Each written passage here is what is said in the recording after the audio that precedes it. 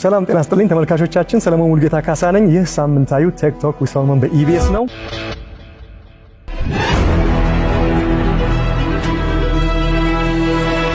ጠቅላይ ሚኒስትር ውስጥ የታጨቁ ግዙፍ ራዕዮች።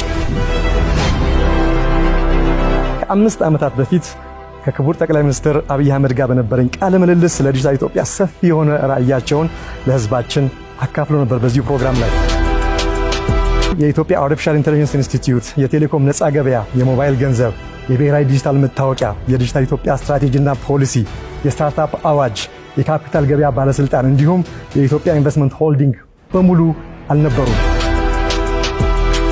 አንድ የኤአይ አማካሪ ቢኖረው አማካሪውን ስም ምን ብለው ይሰይሙታል? ሚኒስትር ኦፍ ዘ ፊውቸር ልለው እችላለሁ። ፈጽሞ እንዲቀየር ቆርጠው እየሰሩ ያሉት ወሳኝ ጉዳይ ምንድን ነው? አይዲያ፣ ሀሳብ በተግባር በዲቮሽን በመስራት ብቻ ነው የሚጨበጠው። ምንድን ነው ኢንስቲትዩሽናል ሪፎርም የምንለው? በግብርናው፣ በኢንዱስትሪው፣ አጠቃላይ በኢኮኖሚ በፋይናንሻል ሴክተር ሪፎርሞች አሉ። የእርስዎ አስተዳደር በድፍረት ኢትዮጵያ የቴሌኮም ዘርፍን ለነፃ ገበያ ውድድር ከፍቷል። በዚህ ሂደት ውስጥ ምን አይነት ተግዳሮት አጋጥሞት ነበር?